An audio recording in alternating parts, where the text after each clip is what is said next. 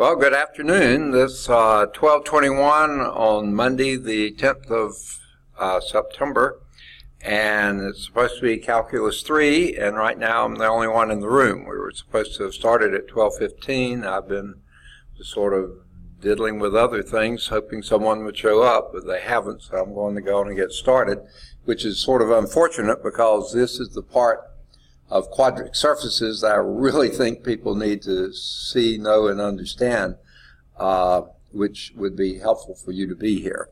But maybe you'll pick it up just from what I'm saying. So let's go from current slide here. Do have a couple of other announcements, and some of these won't be any good unless you're here to hear them, basically, but I'll go on and go through them all. First, all of you folks in this class are, I think, math or pre-engineering majors.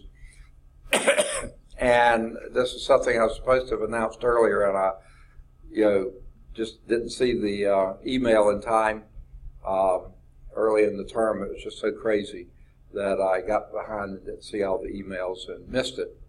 But we're supposed to submit today the name of our departmental representative for the Miss Lawson State court or whatever, something like that. And since all of you are probably pre-engineering or math majors, I just wanted to let you know it's a possibility. If you're interested, I need to have your name in today. So let me know. The trouble is you probably won't hear this until pretty late in the day, and there's a good chance I'll be gone by then, but we'll see. I'll leave by 6, so if you do hear this in time, go with it. Okay, number 2. Today, tomorrow, and Wednesday, they started this last week, but I guess every year they have to do a test of the fire alarm system on both campuses and all the buildings on both campuses.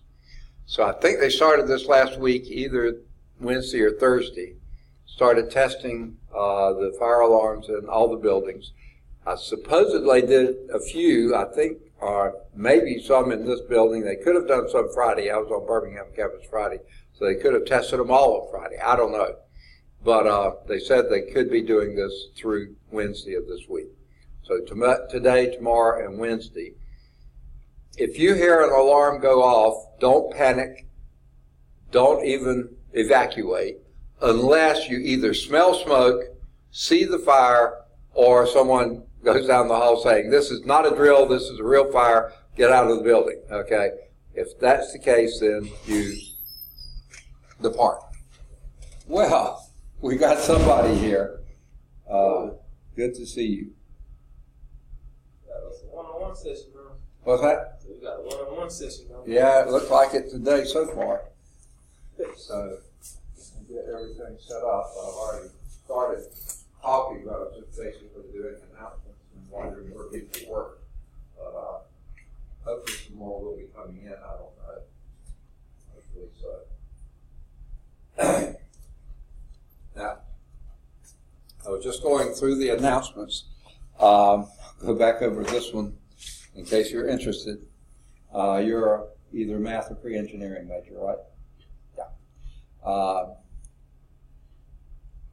Every year when they have Miss Lawson State coronation, which is going to come up sometime later this term, I think, they also have members of her court or something like that who are departmental representatives. So if you're interested in being a departmental representative for Miss Lawson State, you can still get it done today. I should have announced this much earlier, but I missed seeing the email until this weekend. So I don't know if you're interested in that or not. Okay. What do you just be there or something? Yeah, you have to be dressed up fairly formally and be there, and you march around. I don't know if guys have to wave like the girls do. I don't think so, but. What's that?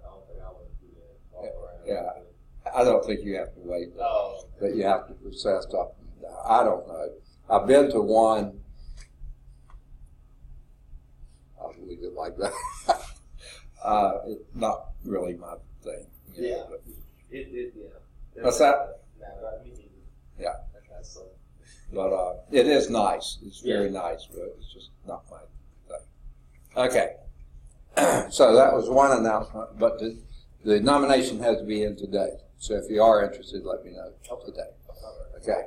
Number two, things that are going to be happening. They started last week and will continue, I think they said through through Wednesday of this week. And that's testing of the fire alarms in all the buildings on this campus. And supposedly it did some last Wednesday or Thursday. I'd never heard them, but it could have been in other buildings or in certain parts of the buildings that were a long way away. But I thought the whole building, it was supposed to sound everywhere at once. But anyway, they could have done some on Friday. I was on Birmingham campus on Friday, so I may have missed, and they may have finished, may have tested them all. I don't know. But if you hear an alarm go off today, tomorrow, or Wednesday, unless you see fire, smell smoke, or hear someone say, this is not a drill, this is a real fire, please evacuate the building, something like that, ignore the thing. It's not a drill, it's not anything except them testing the system. So don't panic, don't leave, don't do anything unless you hear someone say it is not a drill. Okay, that's number two. Number three, next week is Cougar Connection Week. And what that means, they're going to have activities on both campuses, Monday, Tuesday, and Wednesday. I think mostly on the Birmingham campus on Thursday. A lot of good programs, a lot of good useful information. I think they're going to have a lot of organizations here that you may choose to volunteer for if you need to, if you want to do some volunteering. Lots of organizations. And a listing is here.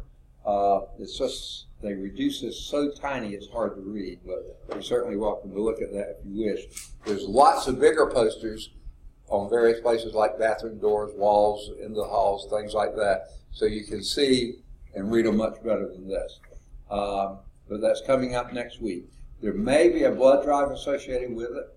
Oh, and also campus organizations will be represented, so if you want to join one of those, that's certainly an option too. So I'll talk more about it Wednesday, because that'll be our last day before some of the events start on Monday.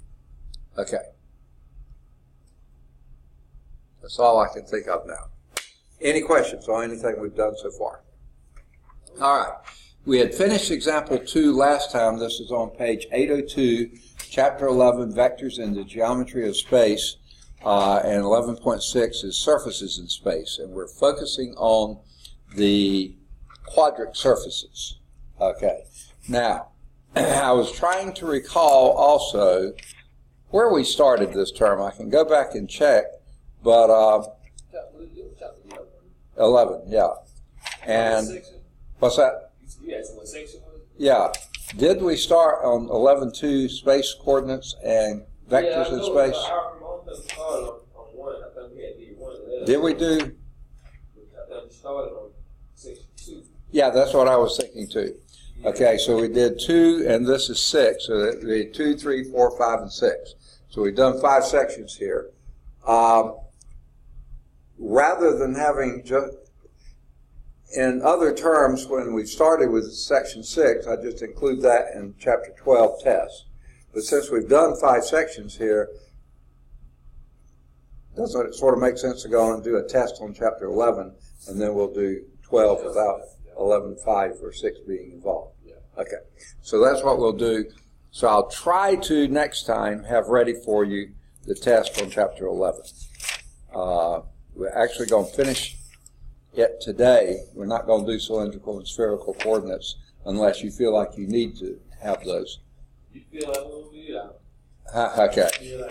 So we'll probably finish 11 today, but I didn't have the materials with me and the opportunity to do it Friday, so I will try to work on this afternoon. I have a little bit of time tomorrow, but before Wednesday, I'll try to have your test ready for chapter 11. All right. Now, we did example 2. That's the one shown here. We've already finished with that. Whoops. Get my pen activated. Okay.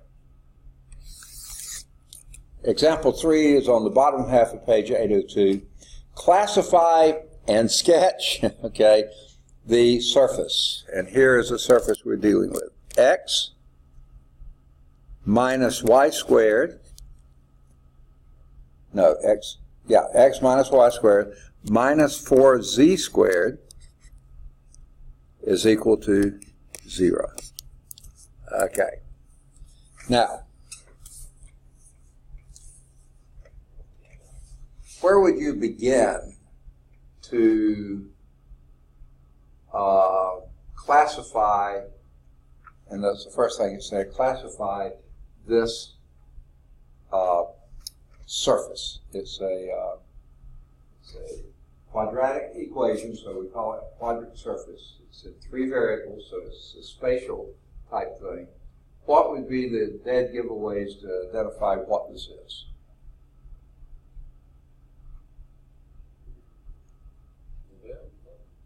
Okay, the variables are clues to it. And what does that what do they tell you? Looking at this.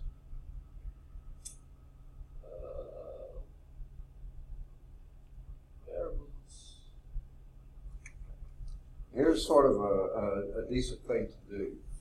Just eliminate one of them, okay? Like the z. If you had x minus y squared is equal to 0, what would that graph as? Yeah, it would definitely be a parabola. Anytime you have one variable to a linear power and the other variable to a quadratic, you got a parabola. Okay? So yes, that would be add y squared to both sides and you got x equal y squared. That would be a variable like this. I mean a parabola like this. The x is always positive, because it's equal to y squared. Y would always be 0, 0 is on it. In fact, you look at this and see 0, 0, 0 is on the surface. So it's going to kiss the origin. But if you move both of these to the other side, x is equal to y squared plus 4z squared. Hey, look at that. X can't be negative, because it's y squared plus 4z squared. These are always positive.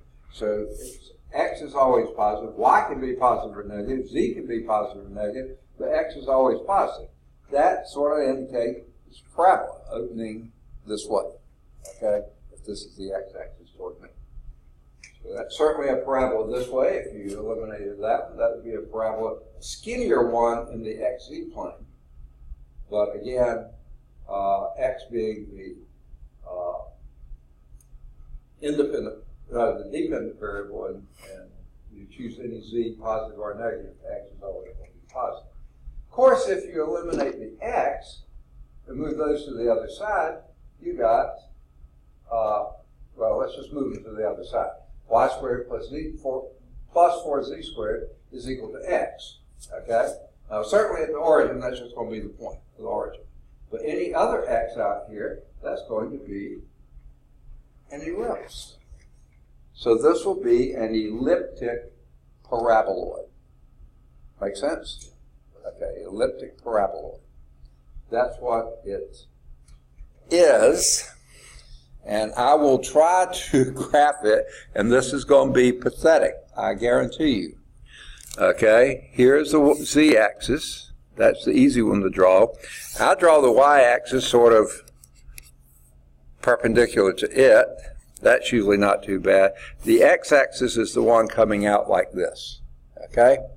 Now, the origin is a point on that surface, but it's the only point there.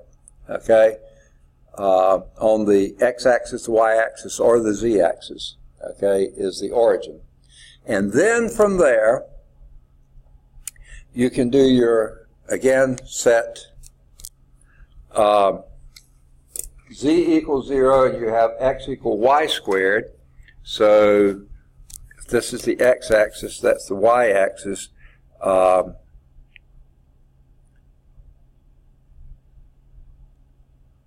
That would be a parabola that looks something like this. opening along the x-axis. If you let y equal 0 and let x equal 4z squared, it's going to be a skinnier parabola opening in the xz plane. So, and then if you have x equal y squared plus 4z squared, then you're going to have a series of ellipses like this, okay? So that'll be a series of ellipses along. So that's an elliptic paraboloid. Now, if you got your book, the picture's a lot better. A little bit better. Slightly better than this one, right? Say yes. Okay. You see? Now,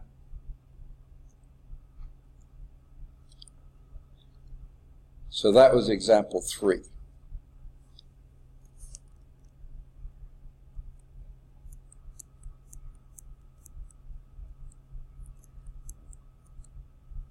And there was 2. Okay. No. I'll probably say identify them or classify them. But the sketching is so hard to do. A 3-dimensional structure on a 2-dimensional. So if you identify it, and like for that one that we did, let me go back in. So what is the central axis of that shape? That would be the x-axis, because everything revolves around it. Okay? And you can tell by looking at that too. Yeah, it's like a 3D figure type thing. What's that? It's like a 3D figure. It is. It is a 3D figure, but in 2 spaces, and those are really, really hard to draw. Okay. As you can tell, I don't like drawing them. Okay. All right. So that was example 3. Now, the surface is an elliptic paraboloid. Okay. Then they also say a couple of other things here before we move on. And this is, I found fairly interesting. I'm going to go on and delete this if it's okay. All right. They mentioned something else. Some second-degree equations, x, y, and z, do not represent any of the basic types of quadratic surfaces. For instance, here's one. X squared plus y squared plus z squared is equal to 0.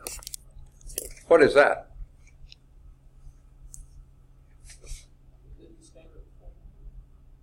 Be what? Not really for anything. And that's why it's a single point, the origin. That's just the origin. That is the origin. Because the only way you can get all those to be 0, if any one of these was not 0, it would have to be the opposite of the sum of the other 2, right? Yeah. To add to 0. But this is always positive, that's always positive, that's always positive. So What 3 positive numbers can you add together to get 0? Yeah, 0 plus 0 plus 0. That's the only point that on that. Okay, it's not a very interesting. Now, if you put a constant out there, what constant could you put, or which ones could you never put? 0. Okay, yeah, we already got to 0. Let's have some number other than 0. What could you put, or what could you never put? Never put a negative number, because it can never be negative. Okay. Right, yeah, but you know, if that, this thing is never negative, that's never negative, that's never negative, so the only thing it could be was 0, 0, 0, but if that's a negative number, that's not going to equal 0, okay? So it would have to be a positive number, not 0, okay, because we already dealt with 0. And then that would be a sphere. If that constant was a very small thing, that would be a very small sphere, a huge number, and this would be r squared. Whatever that constant was would have to be positive, and it would be r squared, the radius of the sphere. Why do we know it's a sphere? Because all the coefficients are the same. If one of those was not the same, like a 1, 2, 1, or something like that, or anything other than 1, 1, 1, or the same number, and that was equal to some constant, then you know this is a ellipsoid, because everything would be ellipses. And a circle is a special kind of ellipse. Okay. Another one, if you had this. So x squared plus y squared plus z squared is equal to 1. They don't show this one in the book. That would be a sphere of radius 1, centered at the origin. Okay? If you had x squared plus y squared equal 1, what would that be? And you're in 3 space. You're not just in 2 space.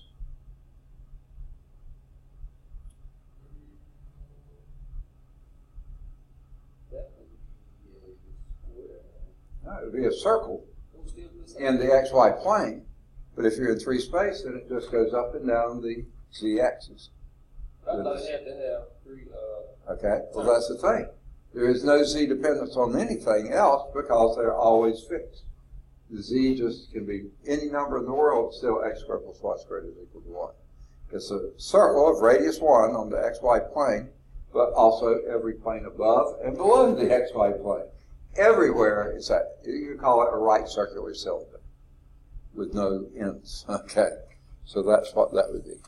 Okay, now let's move to example 4, which is also not on the slides, but what's a little different here is that this is at larsoncalculus.com for an interactive version of this type of example. Hopefully this example will also the type of example. So it says classify and sketch this surface, x squared plus 2y squared plus z squared minus 4x. Uh-oh, we haven't done any like this before. They said at the beginning it would be, but we haven't done any until now, plus 4y minus 2z is plus 3 is equal to 0.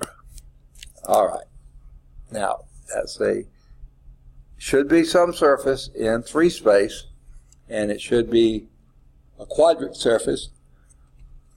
Goodness gracious. Suddenly my eyes just got completely dry. I'm sort of sitting over this fan that's blowing out hot air, and it has just made my eyes feel terrible. All right, but let me tell you where you go from here. Okay? First, you group some terms together. Okay? Let's get all the x's together. Okay? That would be x squared minus 4x. Now I'm going to leave a blank. The book probably doesn't do it this way, but I'm going to leave a blank. Then get the y's together. Plus 2y squared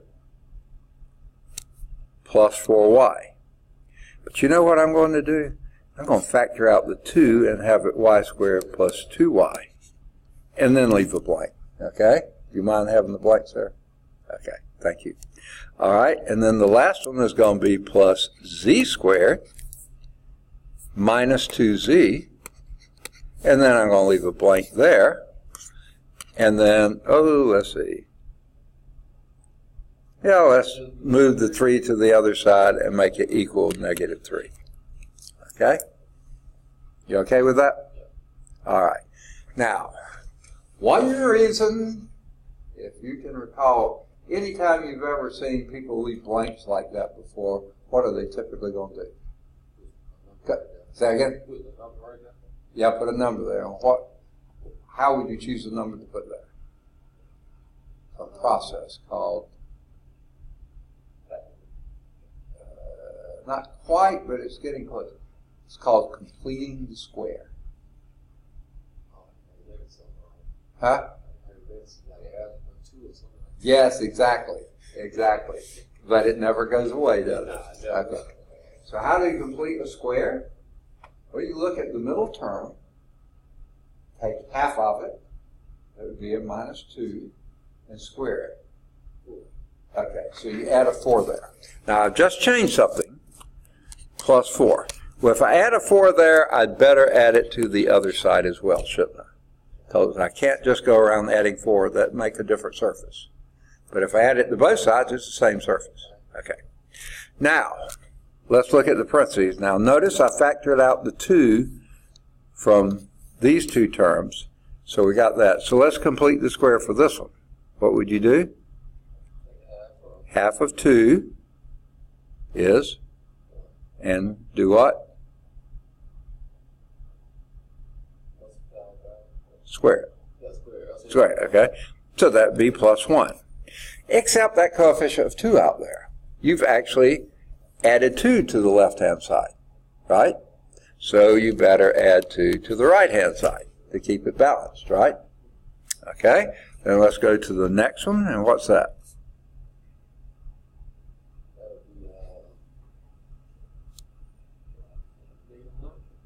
Okay, half of negative 2 is negative 1, but then you square it and it becomes positive 1. So we'll just add 1 there. That means we add 1 here too, just to keep it balanced, right?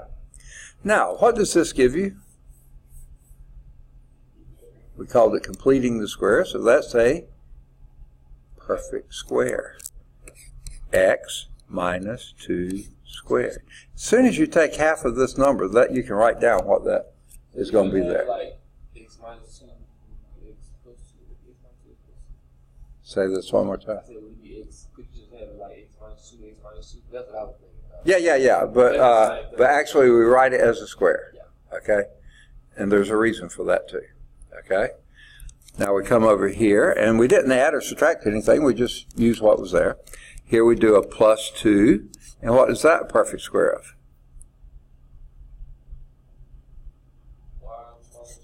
Not minus. Plus 1. Okay, and that's squared. And then over here, what's this a perfect square of?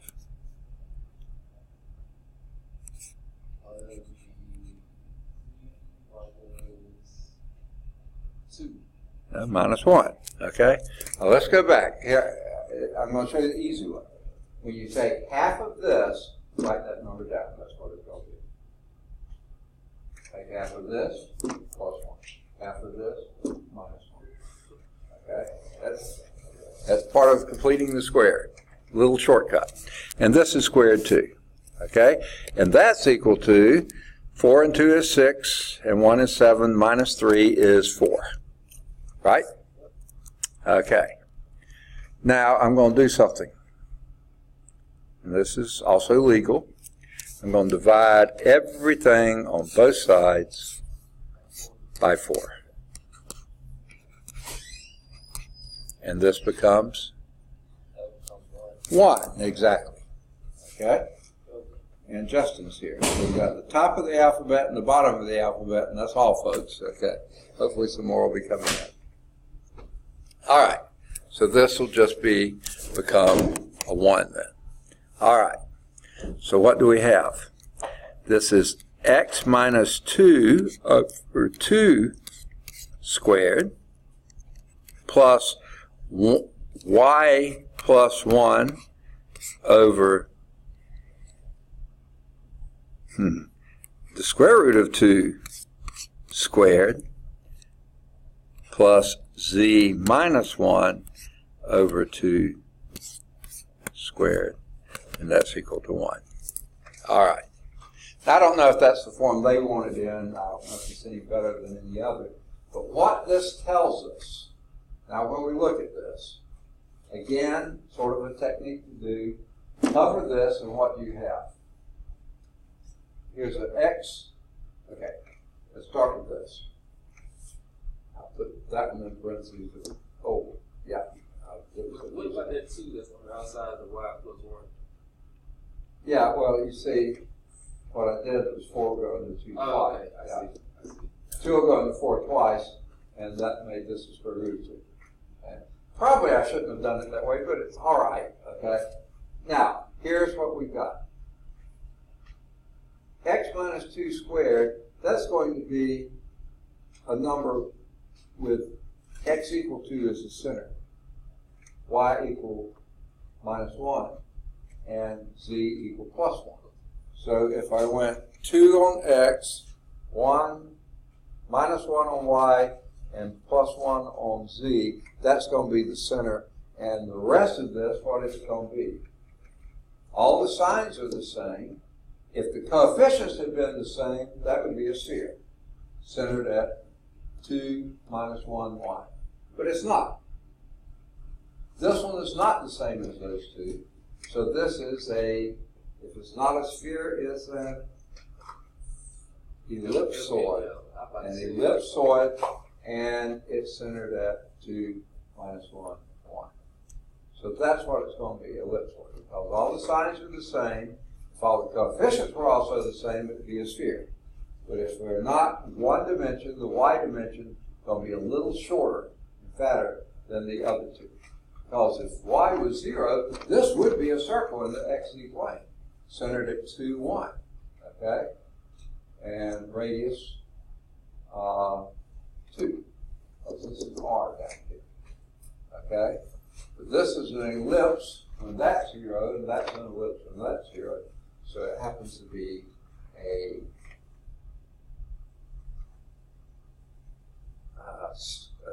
ellipsoid centered at 2, 1, 2, negative 1, 1. And with the major axes being the x and y, and the minor axis being the y-axis, okay, centered at this other place. So that's what we've got.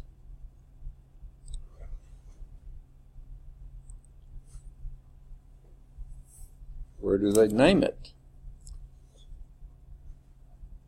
They don't name it. Oh, under the figure. It says an ellipsoid centered at 2, negative 1, 1. And you go from there. Okay? They didn't square the bottom number. They left the 4, 2, 4 down there rather than the... and I was debating with that. I think it looks better to do it that way too. All right, and then they show a few others. The technology, your graph at the bottom of that page, an elliptic paraboloid similar to the one we had in the last example. And then the next one is a hyperbolic paraboloid. It's also a paraboloid, but now the parabola parts, this is kind of hard to illustrate, but let me try to. These are also called saddles, okay? And it's hard to hold this thing up. If you look at these are all parabolas this way, and if you look at the end, they'd be parabolas downward. And if you looked in the other dimension, the YZ plane, these form your hyperbolas. So that makes it a hyperbolic paraboloid. Whereas this one, goodness gracious, a parabola's in x, y, and xz, but ellipses in y and, goodness gracious, that's heavy, y and z, so that makes an elliptic paraboloid. This would be a hyperbolic paraboloid. Okay. Now, they go into surfaces of revolution, which we kind of did back in Cal 2, right? So I'm not absolutely certain why they're redoing it here. And there's nothing really in our course description that said any more about these. The things we did back in Cal 2 we've already done, and a lot of the figures were like this. The only difference here is they're kind of going backwards and finding the equation for the surface of revolution, whereas before they gave you the equation and told you to revolve. So do you have to use the shell method? Say that again? Do you have to use the shell method in this method? No, they're not asking for you finding the surfaces. If you were, that's exactly what you do. This method or shell method. Well, actually, those are volumes. You do the arc length around there, and that was just called the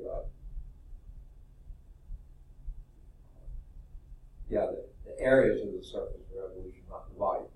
This method and the shell method gave you volumes of the surface of the revolution. The areas were given by the arc length revolved around. Okay.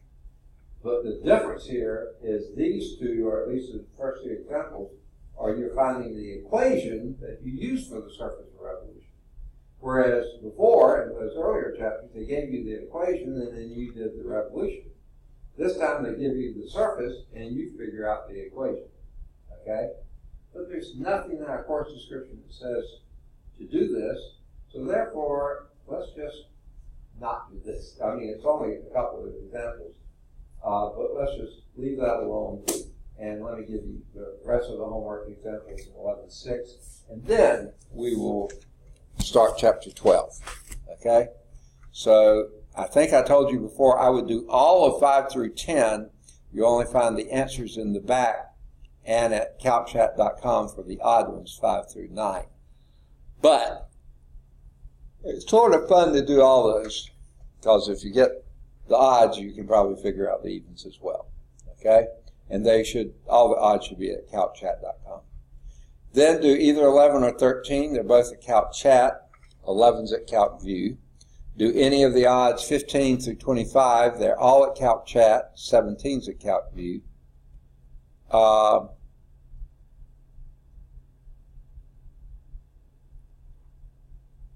I think exploring the concepts, 27. Sorry. Goodness, my eyes hurt. I don't know why they've gotten dry so suddenly. 27 or 29 are exploring concepts. Those are good things to think through. I think you can find those answers at calcchat.com. Okay? Then, the rest of them are finding the generating curve, equation for the surface of revolution, which we are not doing. So, if you want to go back and do the volume, like you were suggesting, 41 is one that you could do like that. Analyzing a trace is a thing we do with quadrant surfaces, so you could certainly do that if you wanted to. That would be 43. Finding an equation of a surface, we aren't doing that. So I think you pretty much got the rest of those covered. So let me tell you, and okay, I didn't ask Justin. Do you feel like you need anything on cylindrical or spherical coordinates? Okay, you'll get it there. Okay.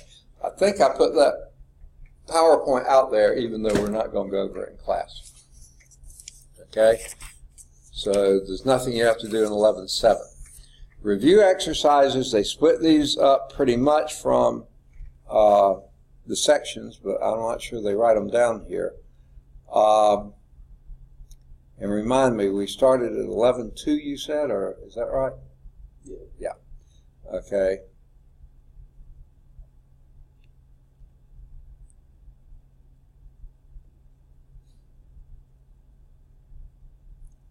That starts either around 9, 11, or 13. I know 13 is in there. I just can't remember 9 or 11. So you can do any of the odds here. Their answers are in the back of the book. They're also at calcchat.com, and they don't have any of these at CalcView. So 13 and or 15, and or 17, and or 19, and or 21, and or 23, 25, 27, 29, 31,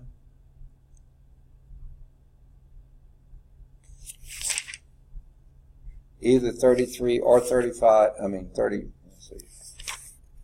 Yeah, either 33 or 35, 37, 39, 41 or 43 or both.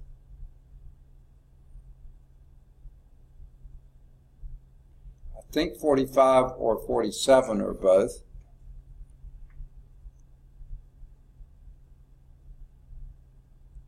any of the odds 49 to 57.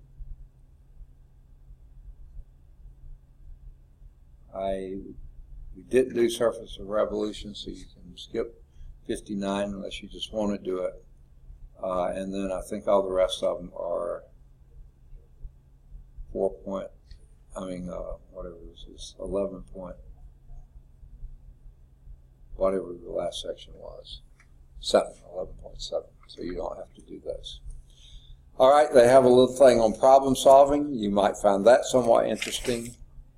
But let's move on to vector valued functions. Can I go on and erase all these? Okay. So let me escape here and discard there and close out that. And like I say, I apologize I didn't get your test ready, but I was absolutely certain if you wanted to do it that way, but I probably should have had it just in case. But I'll try to get it done today if I can. So should have it for you on Wednesday. You can always be working on your research papers, can't you? Yeah. All right. So let's get slideshow set up for chapter 12. 12.1 anyway. 12 is vector valued functions. And two of the pictures shown here, people are getting ready to throw something. The gal's going to throw a shot put, the quarterback's going to throw a football. Two of these things, they have a curved stairwell and a curve in the road. And then the last picture is a computer screen. I don't know, it almost looks like a weather station or something. Don't know what it is. But anyway, they all have to do with vectors. So now in 12.1, we're going to talk about vector valued functions. Now, if you think about all the functions we've had so far have been scalar functions, okay? Now we're going to look at some vector valued functions. My knee hurts. All right. Objectives here to analyze and sketch a space curve given by a vector value function. So they're going to give you a function, vector value function. You analyze and sketch the space curve that comes out of that. We'll extend the concepts of limits and continuity to vector valued functions and hopefully do it pretty quickly and painlessly, because those could be a pain in the neck. So we'll try to get those things done pretty easily. So let's first look at space curves and vector valued functions. Okay? Now, if you think back, a plane curve is defined as a set of ordered pairs, f of t and g of t, together with the defining parametric equations, x equal f of t, that's why it's listed first, and y is equal g of t, that's why it's listed second, where f and g are continuous functions of the variable, independent variable t on some interval I. The interval for t is that I. This definition can be extended naturally to three-dimensional spaces, and then we'll be talking about a space curve, not a plane curve. And this is usually given the symbol capital C for a space curve. We do some strange things with these letters sometimes, but that's what we'll use, capital C for a space curve. The set of all ordered triplets this time, f of t, g of t, and h of t, and I think you may guess f of t is your x, g of t is your y, h of t is the z, okay? Together with their defining parametric equations, and of course those are the parametric equations, where f, g, and h are all continuous functions of t on some interval I, okay? Interval may be infinite interval, or it may be a very restricted 0 to 1 or something like that, be the only values for t that are allowed, okay? Now, a new type of function called a vector valued function is now being introduced. This is a type of function maps real numbers, those are your t's, real numbers, any real number t, onto vectors, okay? So here's the definition of vector value function. Function of the form r of t is equal to f of ti plus g of tj It's exactly what we used before, only we did it in component notation rather than IJ notation. Now this is a plane. That's a plane. You only have two dimensions here. This is a function. This is a function in the plane, a planar curve with parametric equations with the parameter being t. Or you can have the R of t be f of ti, g of tj, plus h of tk. Now you got it in space. And of course, when h of t is equal to 0, you have a trace on the xy plane, just like that was. But then with h of t, you can go above and below that. It's a vector value function where the component functions f, g, and h are real valued functions of some parameter, any real number t. Vector value functions are sometimes denoted as R of t. Now notice this is a little bit where we're, in some senses, well, no, R is a vector. It's bold. Has ij components. R is a vector. It's bold. It has ij and k components. Vector in the plane, vector in space. Okay? So these are both vector value functions where the component functions are scalars. Real number functions, but scalar function. F of t, g of t, h of t. Real value functions.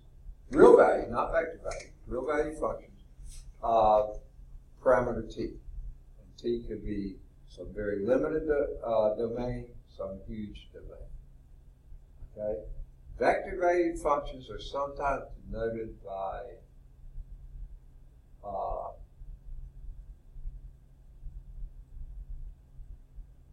just as component, rather than write in the IJ notation, vector bracket f of t comma g of t.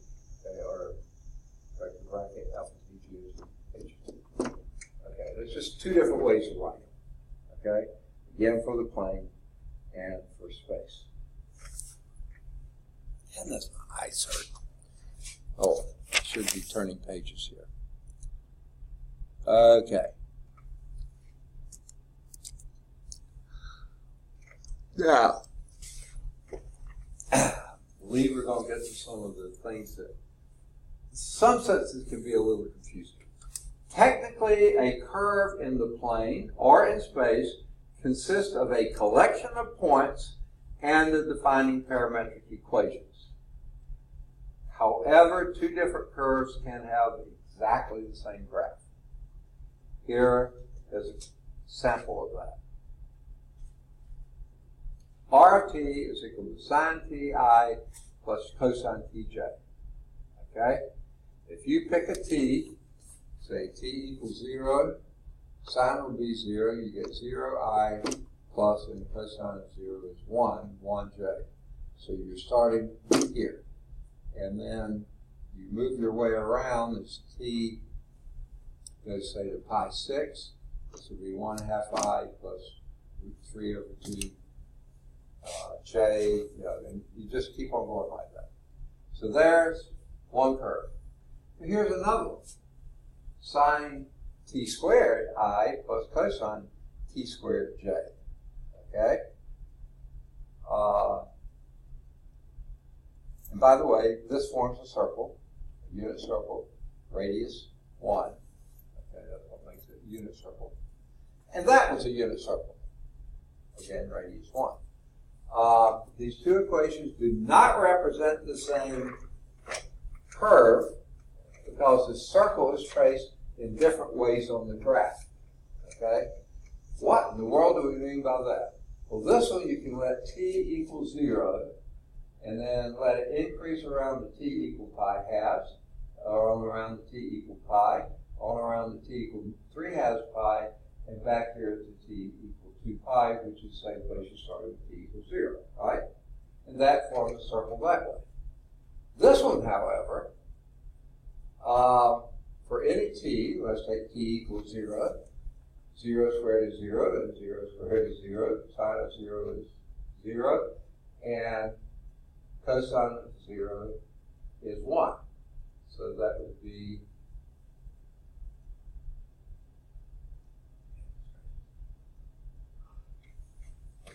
the same point when t is equal to 0, you have the point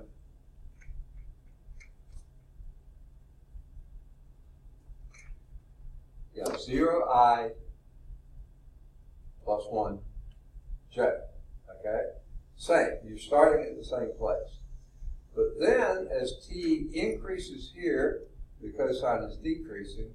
As t increases here, the cosine is decreasing by a different amount. Look, I guess here's the key. This one starts at 0 and goes around to 2 pi. Okay? This one starts at 0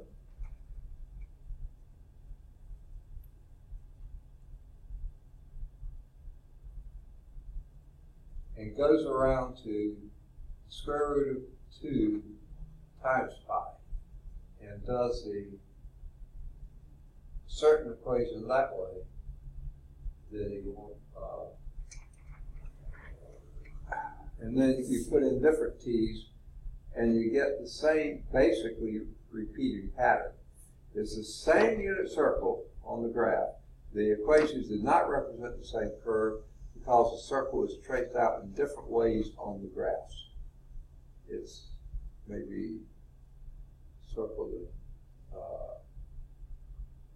counterclockwise way one time, maybe not the next, maybe going faster one time, more slowly the next. It's just the circle is traced out in different ways on the graph.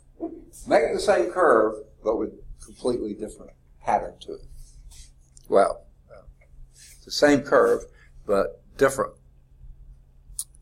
approach to it. You know, you get different values at different times. All right. So it says, be sure you see the distinction between the vector value curve R and the real valued functions f, j, g, and h, because those are real value functions. This is vector function R. All are functions of the real variable t, but R of t is a vector, whereas f of t, g of t, and h of t are real numbers.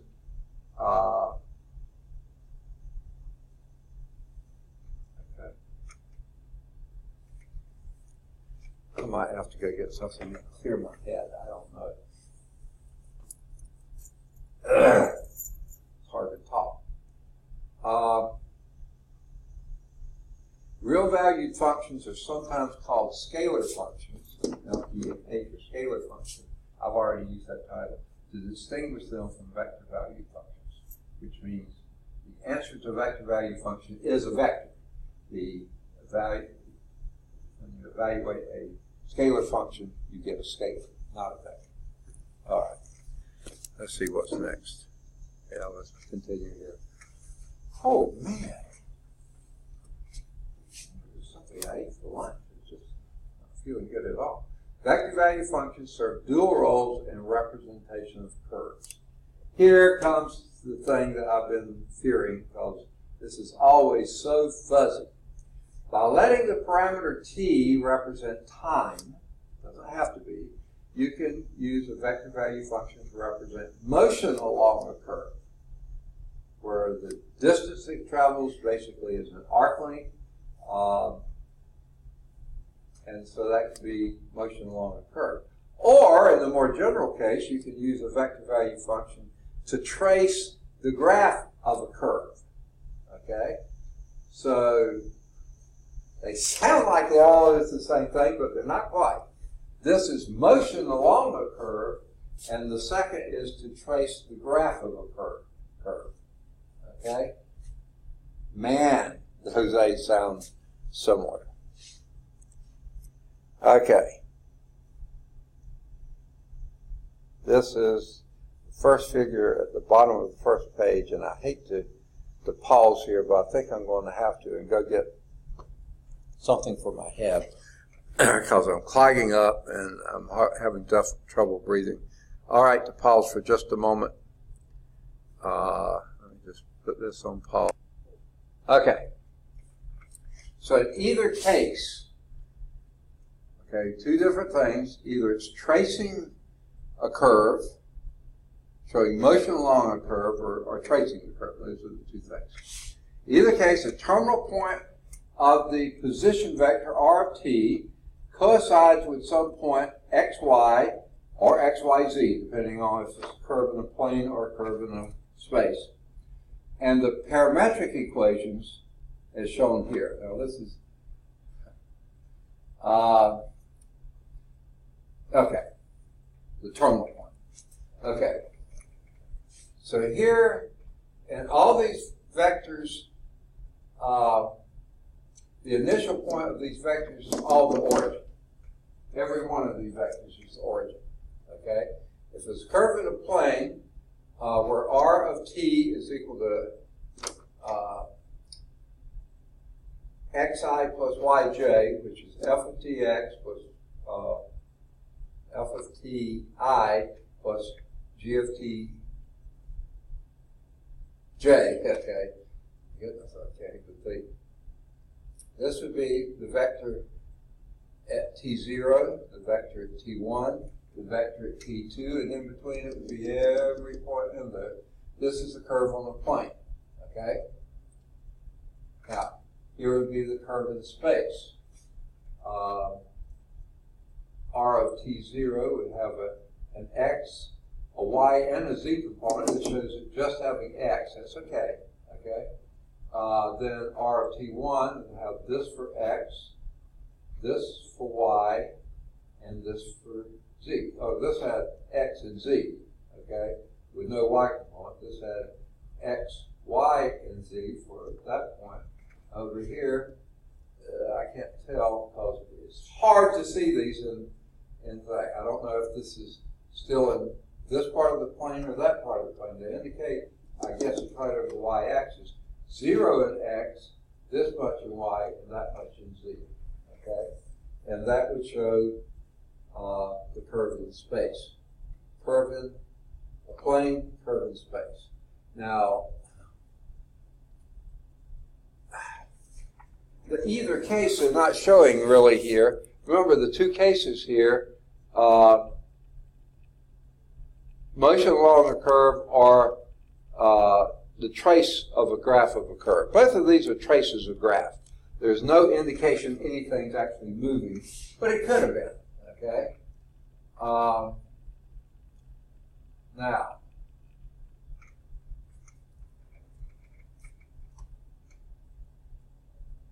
you can kind of imagine if you took these points and projected them onto the x-axis, then it would have been going like this. Then you've taken out the y component, and I don't know if that's very useful, but it would just be something along x. It's the only place it could be. However, in space, you could have traced each one of these points, and that would have probably traced something that looked like that. And you actually get a trace of a curve down here on the xy plane. Here you just get a line segment here, and that's not very interesting, but this, I don't think we're going to do much with that, but it just gives you a little bit more. Curve C is traced out by the terminal point of some vector r of t. Okay. Now, notice here, there's an arrow in each of these curves as ARROW, not ERROR. Okay, that indicates the increasing t goes in what direction? Increasing t here goes like this. Increasing t here goes like that. Okay, because it's following that curve in that direction. T of 0 here, 1 here, 2 there. So it's going in that direction just like this is there. So you always have a direction associated with the curve. Okay? Unless stated otherwise, the domain of a vector valued function r is considered to be the intersection of the domains of the component functions f, g, and h. Whoa, what do we mean by that? The intersection of the domains of those component functions. Remember, f is a function of t, g is a function of t, h is a function of t. So if you had some limitations to the f, that would limit its domain, g would limit its domain, h would limit its domain. Well, then the intersection of those, the things that are common to every one of them, that would be the domain of the vector value function. So here's an example, pretty straightforward. Here we have r of t is equal to log ti plus 1 square root of 1 minus tj plus tk. Okay? What is your domain for that function? First thing you ask yourself, what's the domain of log t? What values t can t take on? Second, take the log of t. What values of t can it take on? 0. It can never be 0. You can't take the log of 0, ever. Second, you can go any positive number. From 0, but not counting 0, positive infinity. You can take the log of that. Never take the log of a negative number, and never take the log of 0. Okay? What's the allowed domain of your g function there? The square root of 1 minus t. 1 minus t can't be negative. So let's write that down. 1 minus t cannot be negative. In other words, yuck. Okay, 1 minus t has to be greater than or equal to 0. You can't take the square root of this. So here the t was greater than 0. Here 1 minus t is greater than or equal to 0. What could you do to solve that inequality for t? I want to isolate my t here. What would you do? Subtract 1 from both sides would certainly be a legal maneuver in most states. That goes to 0. So this will be minus t is greater than or equal to minus 1. And where could we go from there? Second? Yes, so you multiply or divide both sides by a negative 1. That gives you t is less than or equal to 1. Exactly. Okay? And then how about tk? Any limitations on t for your? None whatsoever. All real numbers. But here we got t's have to be greater than 0. Here we have t's have to be less than or equal to 1. And it says t can be anything. So these two are going to define what values t you can take. It's got to be between 0, but not including 0, up to and including 1. So your domain here would be written in set notation. That would be set of all t such that 0 is less than t is less than or equal to 1. Or written in interval notation, open parentheses 0, comma 1 bracket. Okay? And those are all the numbers you can take on. You can't take on 12 here. You can here, but not there. And you can there. You can't take on a 0 here. You could there. You could there. But there are certain values you just can't possibly take on. So you have to take on only the ones between 0 and 1. That's what they mean, the intersection of the domains of all the three other functions. Make sense? Okay.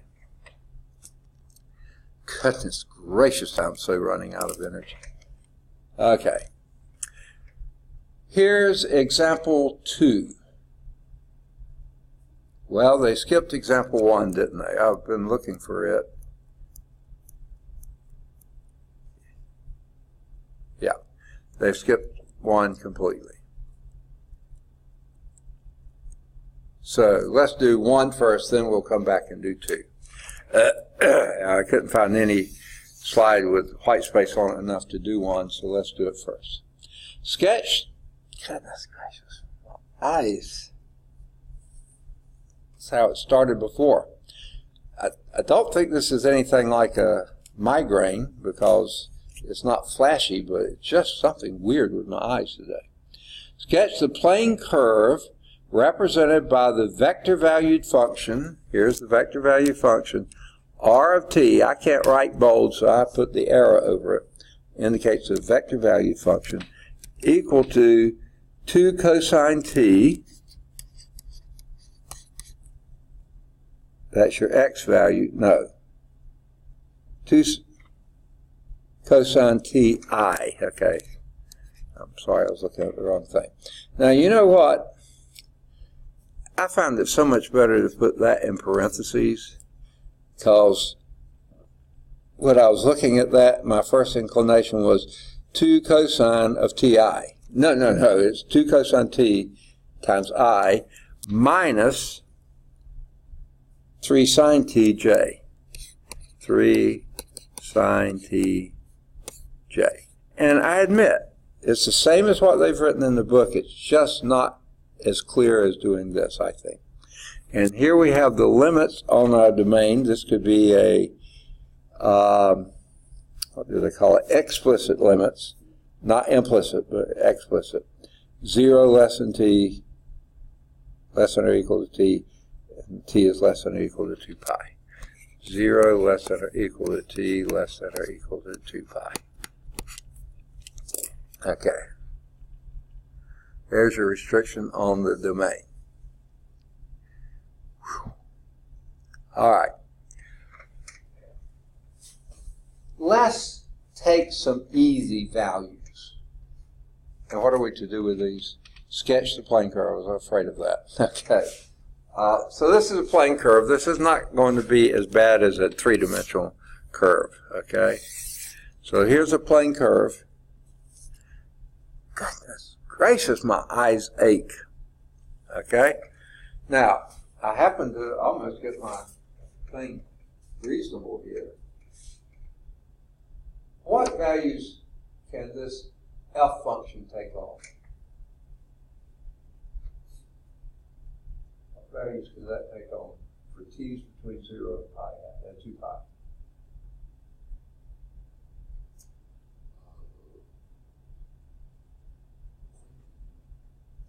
Cosine t can go from +1 to -1. So when you multiply 2 pi, it can go from +2 to -2. So I'd say -2 to +2, but it doesn't matter, right? How about your y value?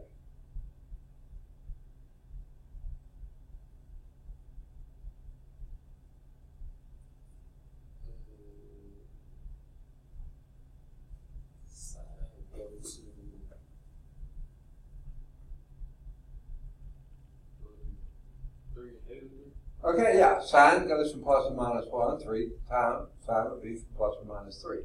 So I really don't have this quite drawn well. So let me, goodness gracious, 1, 2, 3, that'll be your -3 here for your y value, and 1, 2, 3, there will be the +3 here. It will do 1, 2 for the positive x's and -2 for the negative x's. It's going to be somewhere in there. And I can almost tell you now what it's going to be. Oh, no, maybe not. Okay. So let's pick a t. Well, t can be 0. So when t is equal to 0, your x value is equal to what?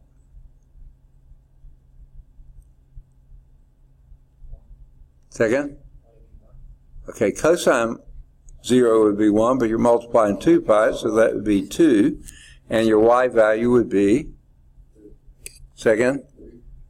Okay. Sine of 0 is? Sine of 0 is? 0. So that would be a 0. The y equals 0. Okay? So here is the first point right there. This would be t equals 0. That's where it would be. Positive 2, 0. Okay? Now, I'm going to try it with half pi's because those are the easiest. So let's try t equal pi halves. Okay, what is cosine of pi halves?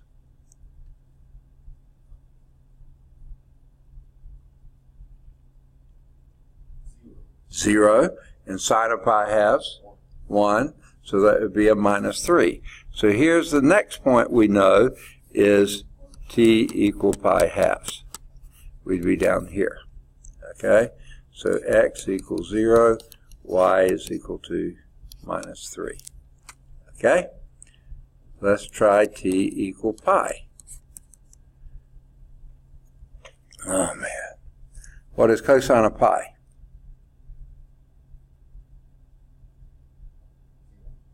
Second? No, cosine of pi is not 0. Cosine starts at 1, goes down to 0. Pi is 0. Pi is negative 1.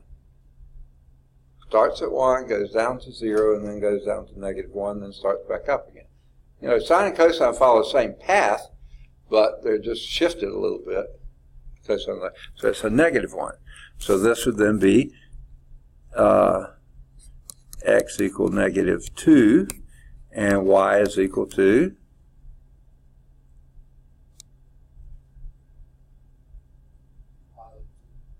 second. Okay. T is equal to pi. What sign of pi? I'm going to have to talk to your trig teacher. Uh-oh. Yeah, okay.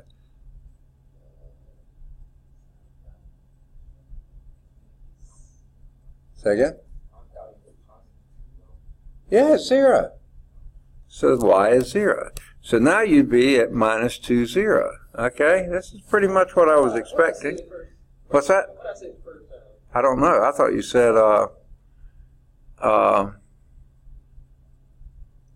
minus 1 or something. I thought so. I don't know. Okay. Let's do t of pi, 3 halves pi. What's your x value?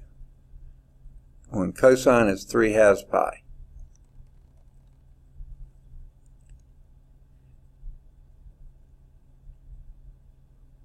Zero. X equals 0, and y is equal to 1. Except sine of 3 halves pi is 0. Okay. Sine of 3 halves pi is minus 1, and then 3 times, negative 3 times that would be positive 3. So we'd be up here. So, and then you go on around again. At 2 pi, you're right back where you started. This describes an ellipse. Ooh, that's an ugly ellipse, isn't it? Something like that.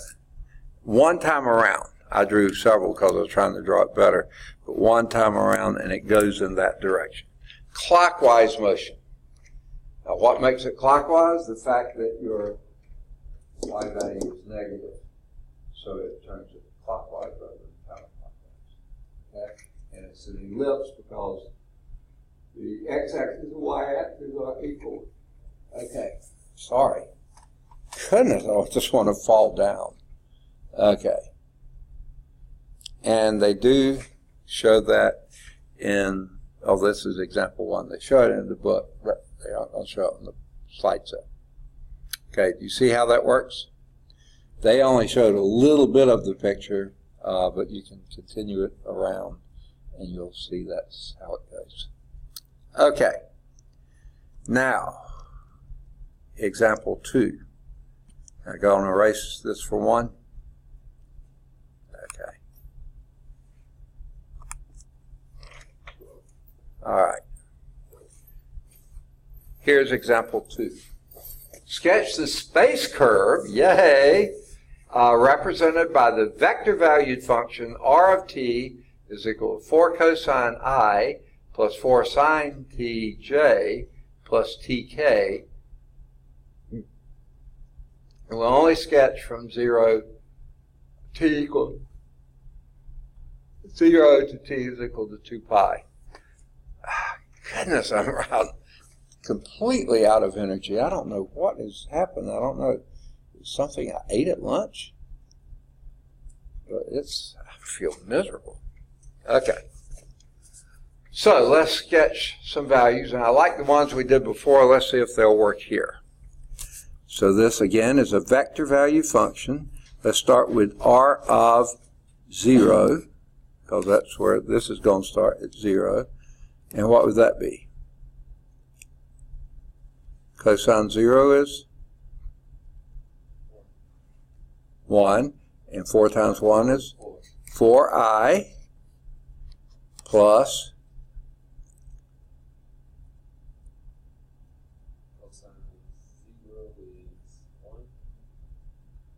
cosine 0 is 0. Okay, we already said cosine. This is sine.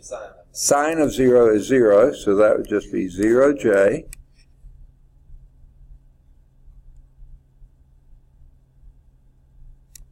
pretty easy. No, but t is 0, right? That's where we're starting. R is 0. So that would be 0k. All right. So let's see if I can draw a space curve. Never do it well, but let's see. Okay? X, Y, and Z. Okay? Whew, man. So we go 4 on X, 1, 2, 3, 4. 0 on I, 0 on J, and 0 on K. So right there we are, 4 units out on the positive X direction, 0 everywhere else. Okay? Would that, should that be X or it doesn't really matter the order that you put it in? The order has to be right-handed rule. So if you do X in this direction, Y in that direction, Z is going to be up. Oh, okay. If you did X in that direction, Y in this direction, your positive Z would be down, which doesn't feel right. Now, you could have done X, Y, and if you'd done X, Y, Z would be out of the board. You could have done it that way. But most of the time, we choose Z to be up, and X, Y to define the horizontal plane. Doesn't have to be, but that's just sort of kind of a standard convention, just like to do that. X be positive that way, Y be positive that way. Just sort of how we usually do it. Okay? So let's go to the next point. Okay? And I kind of like t equal pi halves. So r of pi halves, that's the t value. What is cosine of pi halves?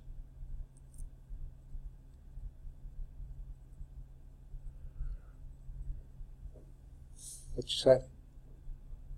I thought you said it. Huh? 0. 0. Okay, so this will be 0i plus 4j, perfect, plus pi halves k. Okay. Okay, so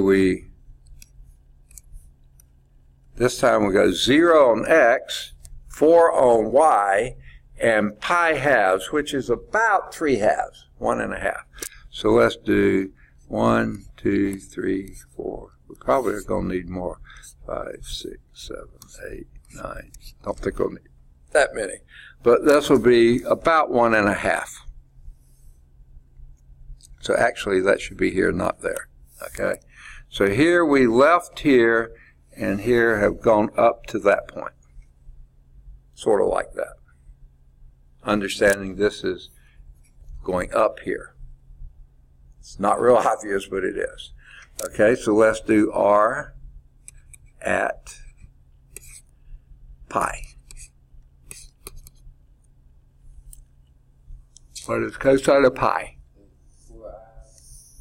Second? 4i. Don't think so. Missing one little negative 4i. I thought that's what you said. Okay. Plus 0j plus pi k, which is just a little over 3. So your I value will be back here in the negative territory, and we'll go 1, 2, 3, 4.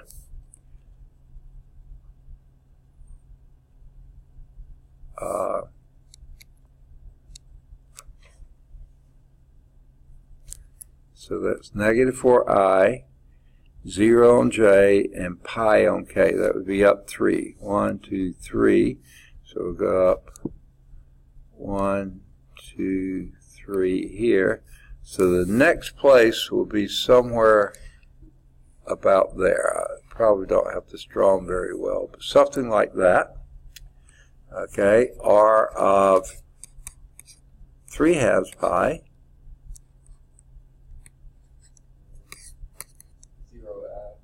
0I plus negative 4j minus 4j plus 3 pi half plus k. is what? Yeah, plus 3 pi half. Yeah, okay, 3/2 pi.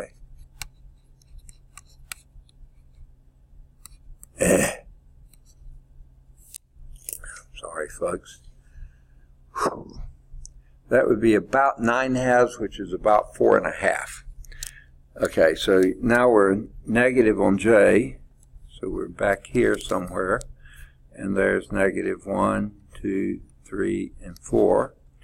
0 on x, and we're going up 9/2, that would be 4.5. 1, 2, 3, 4.5. Somewhere about there.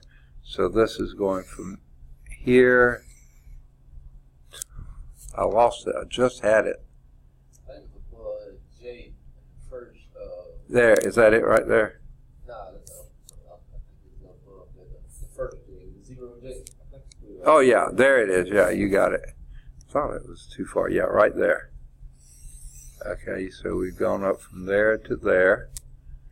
And then r of 2 pi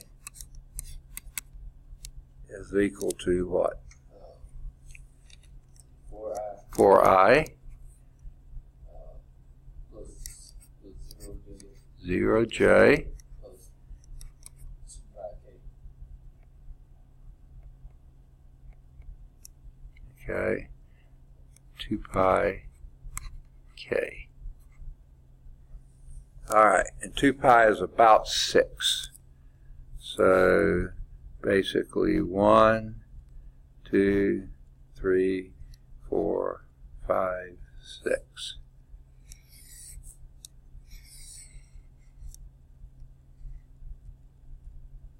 Okay. This is just, okay, basically what we have is kind of like a spiral. The actual name for it is a helix. Like the spring that you stretched out pretty much. The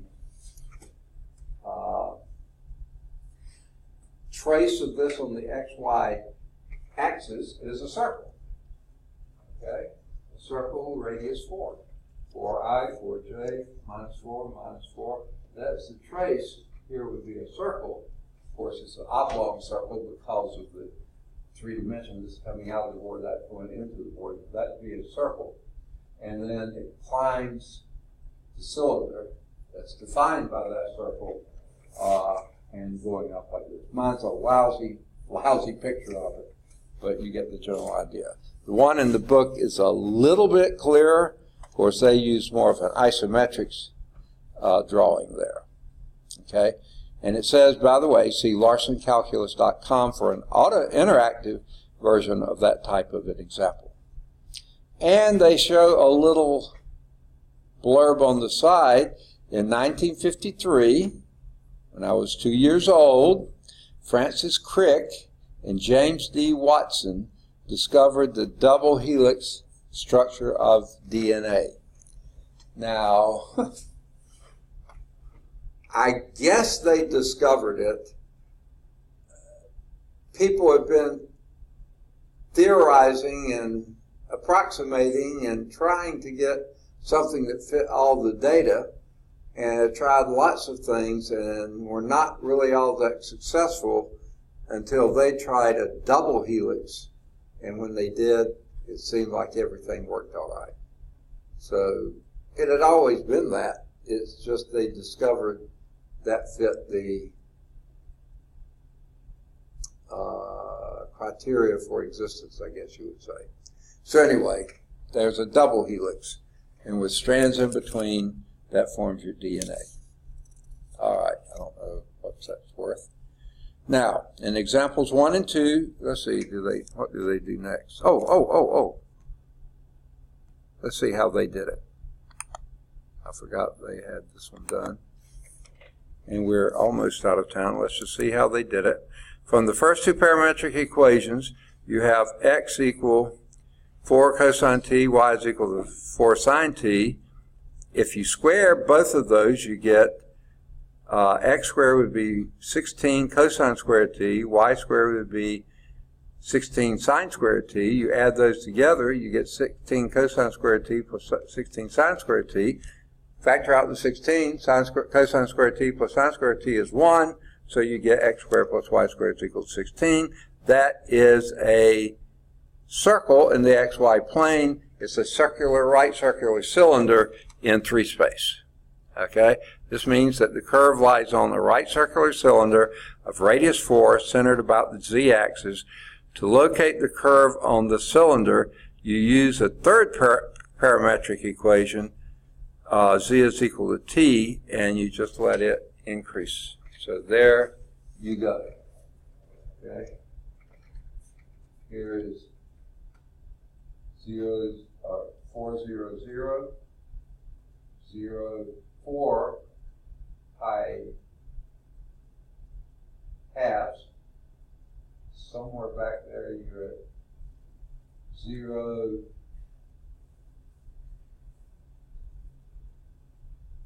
minus 4, 0, pi. Over here you're up at, and you same values we did before, and it just keeps on climbing. Now they went up to 4 pi. I thought for sure they said 2 pi. Yeah, the problem said 2 pi. 0 less than t is equal to 2 pi. They kept climbing. Note that as t increases from 0 to 4 pi, the point spirals up the cylinder to produce a helix. But it wasn't supposed to go that far. It was only supposed to go t equal 2 pi. So they sort of screwed up there. See in the book. In the book they had 4 pi. I wasn't looking at the book. So in the book they did have 4 pi here. Okay, and we only did part of those because we were following what the slide said. Okay. Now,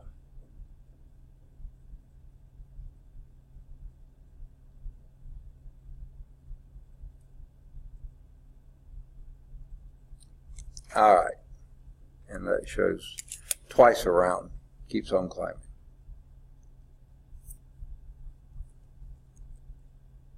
A real-life example of a helix shown in the drawing below, and this is the double helix that holds our DNA. And then they do a blank, they go into limits and continuity. And before we get there, there is an example, the bottom of the page, not numbered as an example, but something that we need to look at first, and then we'll do examples 3 and 4 before we reach limits and continuity. But I think we're just about out of time, aren't we? Okay, so let's go back and we'll end on this slide. Okay, well, I'm glad y'all came.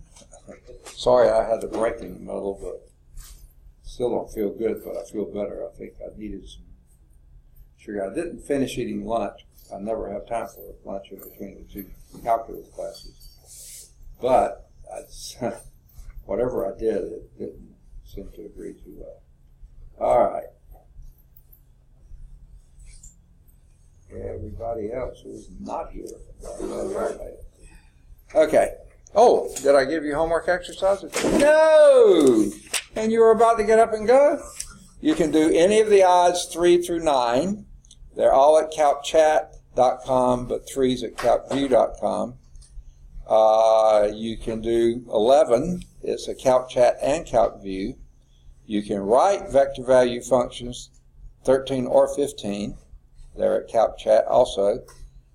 Do 17. It's at calcchat. Oh, that's a dot product. Wow.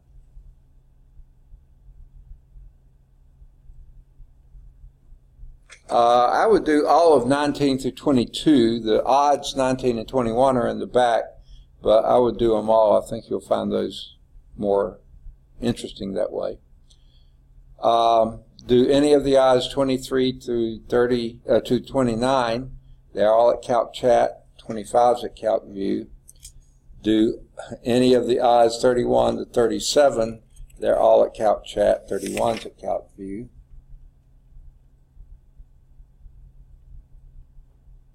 And try to do 39. It should be quite doable. And I guess we'll stop there and pick up and go from there. All right, good deal. So we'll start at the bottom of page, here we go, page 821. Okay, and I'll try to have your test ready by next time. Okay, and let me review again. That's going to be 11.2 to 11.5, right? 2, 3, 4. Or did we do 11.1? No, 11.6. 2, 3, 4, 5, and 6. Okay. All right. Good deal. All right. We'll see you Wednesday. Bring your friends or the other people from the class, whatever. Okay.